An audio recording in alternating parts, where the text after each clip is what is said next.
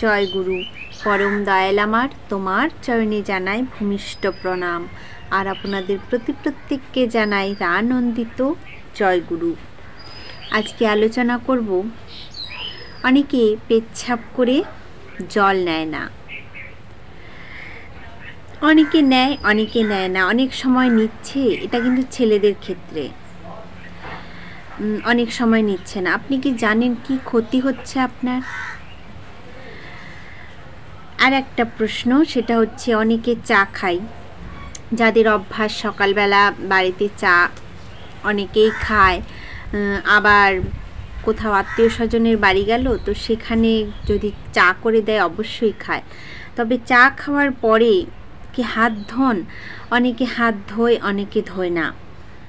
যারা ধোয় না তারা কি জানেন কি ক্ষতি হচ্ছে? আজকে এই দুটি বিষয় নিয়ে আলোচনা করব। অবশ্যই মনোযোগ সহকারে শুনবেন, কারণ এই দুটি কিন্তু খুবই গুরুত্বপূর্ণ। কারণ চাটা আমরা সবসময় খাই, তার কারণ চা খেয়ে অনেকে হাত ধোয়, অনেকে ধোয় না। আবার পেচ্ছাপ করে ছেলেরা বিশেষ করে জল নেয় না। তো এতে কী সমস্যা হতে পারে, আজকে এই নিয়ে আলোচনা শুরু করছি। সকালে ঘুম থেকে উঠে আমি যদি ঠাকুর ঘরে যাই, ঠাকুর প্রণাম করি, প্রার্থনা করি, তাহলে আমার স্ত্রী পুত্র কন্যাও একদিন তাই করবে। আমি নিয়মিত ইষ্টভৃতি করি, বাড়ির সবাই তা দেখে শিখবে।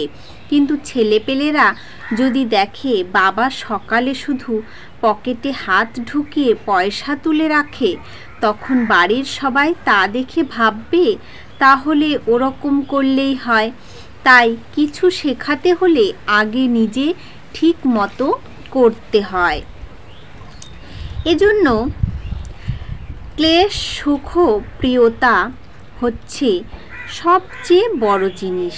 প্রতিদিন সকালে উঠে ইষ্টভৃতি করা, প্রার্থনা করা, পায়খানা যাওয়া, হাত মুখ ধোয়া, এসব দেখে দেখে অন্যেরা শেখে, কিছু বলতেই হয় না। নিষ্ঠার যে শক্তি তাই করিয়ে ছাড়ে অন্যদের। আমাদের ছেলেপেলেরা কি শিখবে? আমরা যেটা করব, যেটা করে অভ্যস্ত প্রতিদিন, সেটা দেখে তারা তো তাই শিখবে। আর আমি যদি সকালে উঠে বাজে কোনো অভ্যাস করে ফেলি, তাহলে কিন্তু তারা তেমনটা শিখবে না। তাই নিষ্ঠার যে শক্তি তাই করিয়ে ছাড়ে অন্যদের। নিষ্ঠার অসম্ভব জোর। তোমার পরিবেশ পরিজন দেখে তখন অন্যেরা শেখে। বলে বলে করাতে গেলে তা হয়ে ওঠে না। বলে বলে করানো যায়, তারও সময় আছে। হয়তো তাকে আনন্দ দেওয়ার জন্য, খুশি করার জন্য বলতে হয়। যখন সে রেগুলারিস্ট হয়ে উঠবে, তখন অন্যকে পুশ দেওয়ার জন্য বলতে পারে। আসল পয়েন্টই হচ্ছে আত্মসংহতি। নিজে সংহত না হলে সংহতি আসে না। মানুষের সবচেয়ে বড় আশ্রয় হলো পিতা মাতা, তারপর স্ত্রী আসে। স্ত্রী তো জীবন সঙ্গিনী, তাকে নিয়েই ছেলে আসে, মেয়ে আসে, পরিবার গড়ে ওঠে। বাড়ির যে কর্তা, তাকে আগে সংহত হতে হয়। সে হয়তো বাড়িতে স্ত্রী যা যা বলে সবই শোনে, কিন্তু নিজে যা ভালো বোঝে তাই করে। এতে স্ত্রী তাকে শ্রদ্ধাই করে। স্ত্রীর মধ্যে তখন স্বতঃস্ফূর্তভাবে ইষ্ট কেন্দ্রিকতা গড়ে ওঠে। বাড়ির ছেলেমেয়েরাও সেরকম হয়। এসব বলে কি হবে? তোমরা আমার চেয়ে ঢের ভালো জানো, সেজন্য করো, হও, পাও। ঠাকুর বলেছেন, করাই পাওয়ার জননী। কপটতা একেবারেই ত্যাগ করতে হয়। মানুষ নিজের সঙ্গে নিজেই কপটতা করে, এটা সাধনার ঘোর অন্তরায়। রেবতীদা বললেন, আজ্ঞে, অনেক সময় দেখি মানুষ চা খেয়ে হাত ধোয় না। হয়তো দোকানে বসেছে চা খেতে, কেউ দেখছে না, হাত ধুলো না, এরকম দেখা যায়।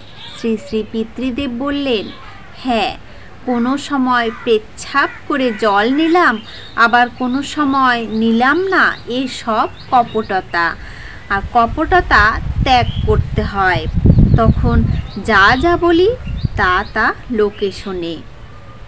আমি যদি তোমার বাড়িতে থাকি, আমি যা যা করি তা দেখে তোমার বাড়ির লোকও তা শিখে যাবে। এতে আমার কোনো গুণ নাই। ঠাকুরের প্রতি যে নিষ্ঠা, সেই নিষ্ঠা থেকেই হয়।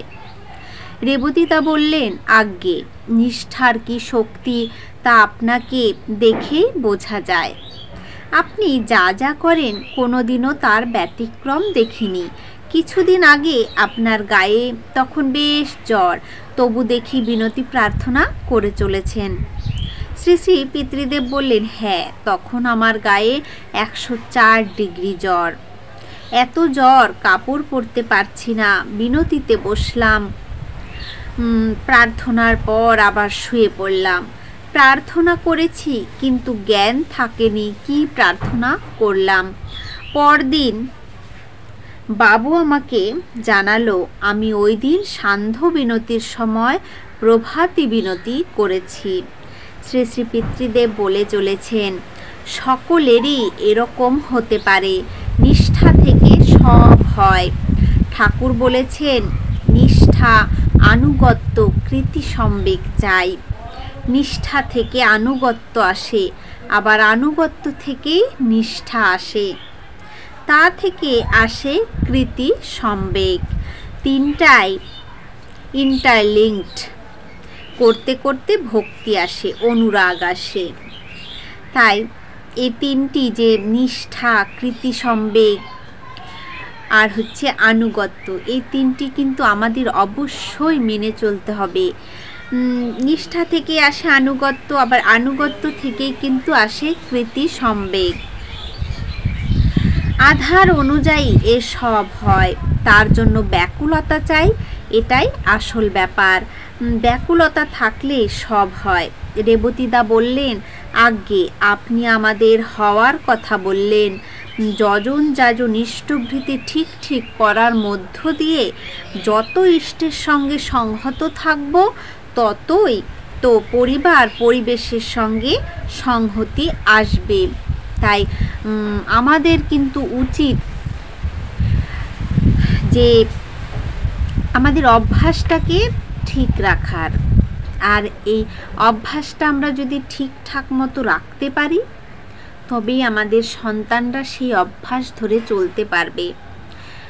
তাই এখানে আমি প্রথমে বললাম, চা খেয়ে হাত ধোয়া, এটা কিন্তু একটা অভ্যাসের মধ্যেই পড়ে। এখানে বলেছেন, রেবতীদা বলেছেন যে দোকানে বসে অনেকে চা খায়, দেখি হাত না ধুয়ে চলে যায়। এটা কিন্তু একটা কপটতা। তাই এই কপটতা থেকে আমাদের দূরে থাকতে হবে।